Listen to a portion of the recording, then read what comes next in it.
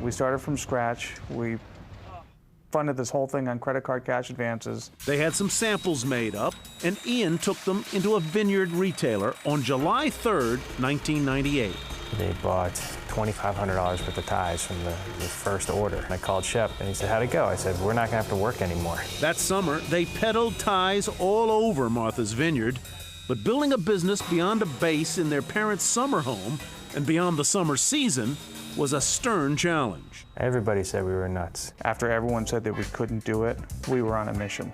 So Shep and I hit the road in the old Jeep and went up and down New England, and we mailed packages all over the place, and we got into these small stores. And if they said, no, we don't want to carry your product, we'll say, okay, well, we've got nothing else to do today. We're gonna hang out and fold your sweaters and try and sell some of these pants over here for you. You know, and just really learn from all these different people who really taught us the ways of the industry. 12 years later, their company, Vineyard Vines, is selling $35 to $40 million worth of clothing, ties, shirts, swimsuits annually. We decided this right here is so much better than sitting on the train. Their ties still sell for about $75 a piece. And instead of buying 1 or 2 of their more expensive ties, they were buying 5 or 6 or 10. Yeah. And we remember trunk shows where we were selling 300 or 400 ties in a day. And it was like this phenomenon. Luckily, neckties it's a nice margin business. It takes a very little amount of space in a store. And it's one SKU. It's got a high turn rate. There's no sizes. If we had a beverage company or a candy bar company or something, or cookies, you have to sell so many of those. The volume is extraordinary. For us, we didn't have to do huge volumes to start making a profit early on. You can still buy the original street signs of Martha's Vineyard, and now there are shellfish, your favorite team's logo, and your school.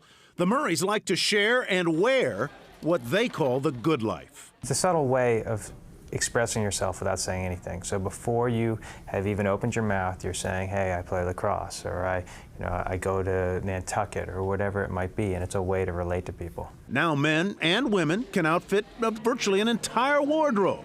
Their 9 Vineyard Vine stores and 600 retailers carry their line with its distinctive whale logo. I think there's a market for us out in California.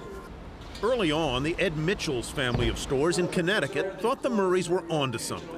They don't try to chase a, black, European look. They stay true to the core. Bob Mitchell sees value in the Vineyard Vines vibe. That's what makes them special. I think a lot of customers gravitate to the brand because they are living life and their lifestyle in their particular way. And I think people really like that. They want to be out of the box. How you doing, Betty? At Vineyard Vines, the only thing inside the box is the clothing.